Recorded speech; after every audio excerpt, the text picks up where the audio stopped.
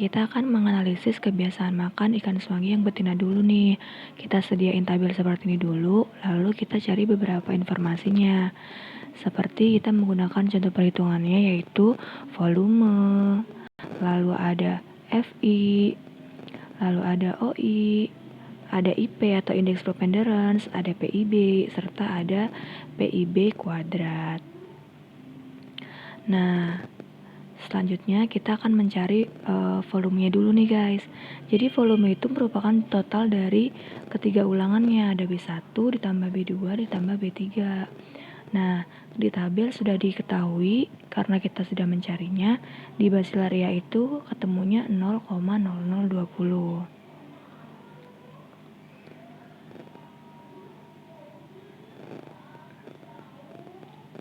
Nah, setelah itu kita akan mencari VI-nya guys.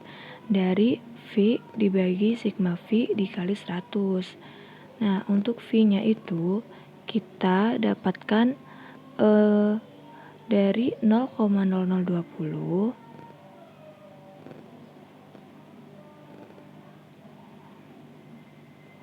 dibagi dengan jumlah sigma V-nya yaitu 10,4420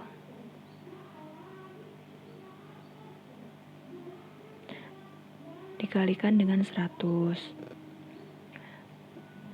Ternyata dihasilkan nilai sebesar 0,0187. Setelah itu kita akan mencari OI atau frekuensi kejadiannya. Itu frek kejadian dibagi sigma frek kejadian dikali 100.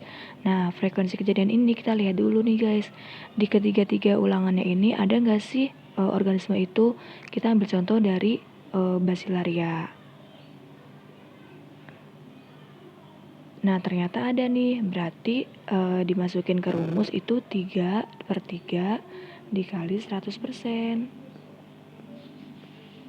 Dihasilkan 100. Nah, setelah itu kita nyari IP atau indeks preponderance atau indeks lebar dari relongnya. Yang terbesar gitu guys. Nah, rumusnya itu FI dikali OI dikali sigma FI kali OI dikali 100. Nah, di tabel kita udah mencari FI kali OI-nya. Untuk basilaria itu adalah 1,8675 dibagi dengan sigma dari FI kali OI yaitu 7106,5436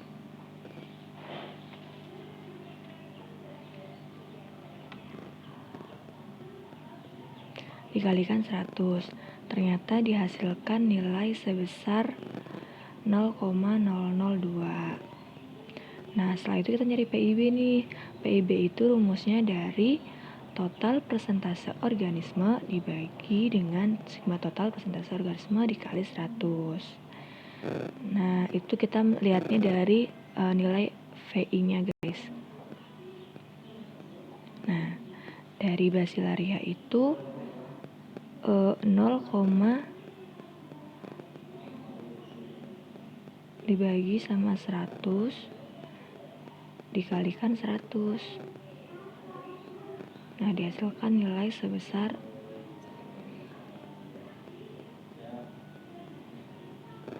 0,002.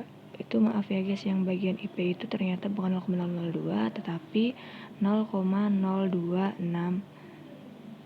Nah, setelah itu kita nyari PIB kuadratnya, itu hanya dikuadratin dari hasil PIB tadi yang udah kita dapetin. Nah, dari 0,002 dikuadratin ternyata hasilnya adalah 3,5 dikali 10 pangkat minus 8. Sekian yang bagian tahap 1 guys. Nah, setelah kita dapatkan, kita bisa membuat pie chart-nya. Nah, pie chart ini dihasilkan berdasarkan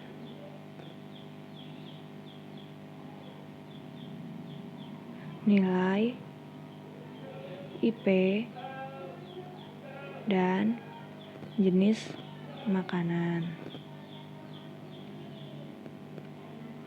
Ternyata didapatkan jenis udang sebesar 36%, lainnya 4%, potongan ikan 30%, dan yang tercerna itu ada 30% juga. Jadi dapat diketahui bahwa makanan sampingan dari ikan suanggi betina ini itu adalah potongan ikan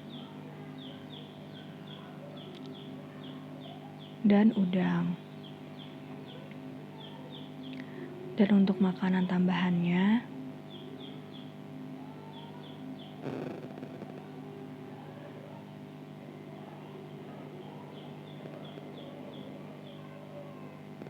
itu adalah lain-lain seperti yang tadi basilaria.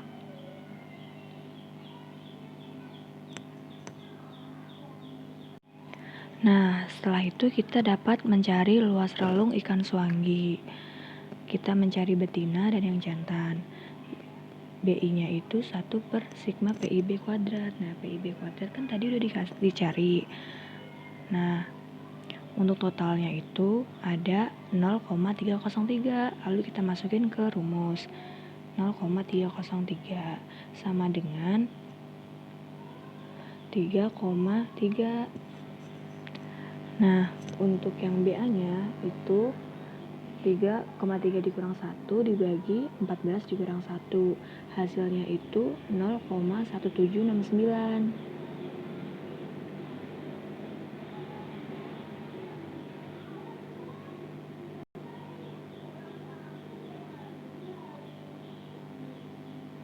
Nah, untuk yang jantan itu kita mencari sama seperti tadi, masukin 0,3129 sama dengan 3,1961.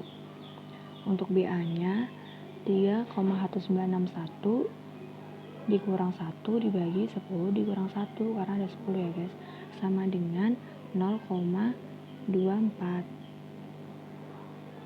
Nah, dapat disimpulkan bahwa nilai BA yang jantan lebih besar dari BA yang betina.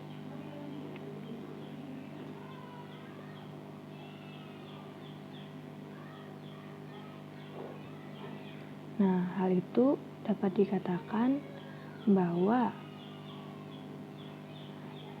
ikan suanggi jantan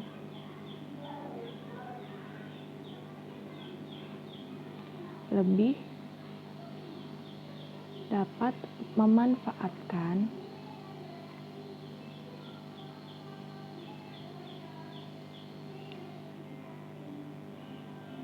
sumber daya dan lebih selektif dan tidak selektif dalam mencari makan.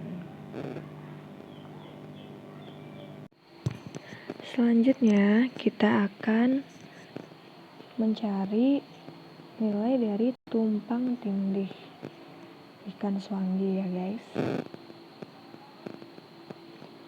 Nah, rumusnya itu kita pakai CH.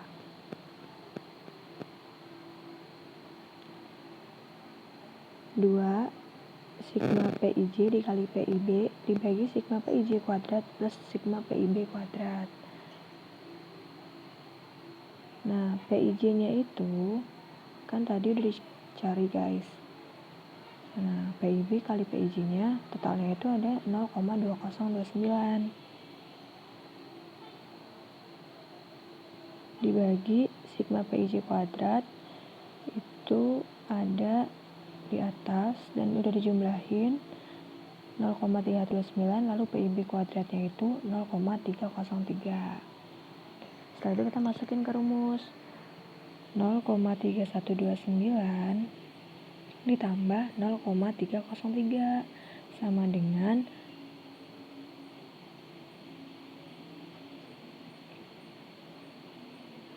0,303 0,8038. Setelah itu, kita membuat tabel. Tabelnya ini antara jantan dan betina ya guys.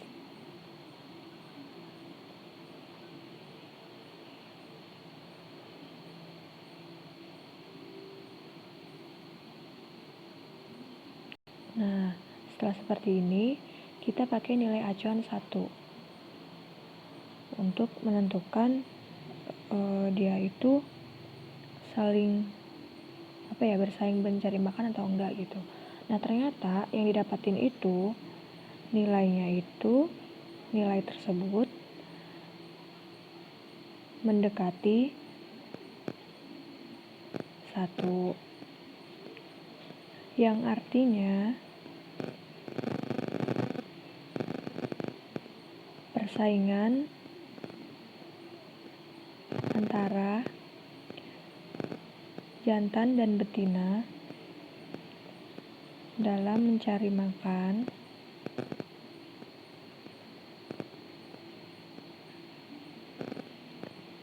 sangat tinggi.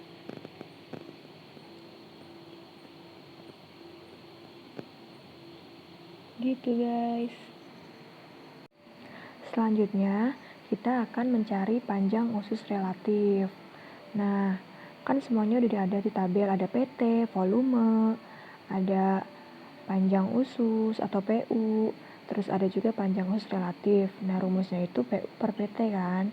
Nah, contohnya itu kita pakai yang B1, yaitu 197 dibagi dengan 7. Hasilnya itu 1,0707. Nah, setelah itu semuanya ditotalin tuh PUR-nya ketemu 4,9899. Setelah itu dirata-ratain hasilnya 0,8316. Nah, dapat disimpulkan bahwa PUR-nya itu kan kurang dari 1. Artinya ikan swanggi ini cenderung karnivora. Nah, namun apabila PUR-nya itu lebih dari 1, maka dia herbivore. Dan untuk ikan swanggi ini dia karnivora karena kurang dari 1. Gitu guys. Selanjutnya kita akan menghitung hubungan volume makanan dan panjang tubuh ikan. Nah, ada jantan, betina, dan total. Sebelumnya kita harus cari tahu dulu koefisien A, lalu koefisien B, dan nilai determinasinya dengan rumus regresi. Nah, buat interpretasinya itu, buat yang jantan, setiap pertambahan panjang satu satuan akan mempengaruhi volume makanan sebesar 15,0448%. Begitupun dengan betina dan total. Interpretasinya seperti itu, guys. Nah, setelah itu kita masuk ke indeks isi lambung. Itu ada yang diketahui bobot sama bobot organisme dan ISC. Yang akan kita cari tahu tuh ISC-nya. Nah, ISC itu rumusnya SCW dibagi BW dikali 100%. Nah, SCW-nya buat yang di B1 itu kita pakai 5,2369. Setelah itu dibagi dengan BW-nya 78 dikali 100%. Nah, dihasilkan nilai 6,714. Setelah itu semua ISC-nya itu kita totalin untuk mencari sigma, ketemu nilai sebesar 3,4679, lalu dibagi 6 untuk mencari rata-rata, dihasilkan 0,5780. Nah, dapat disimpulkan bahwa setiap pertambahan bobot akan mempengaruhi bobot ikan sebesar 0,5780 gitu guys.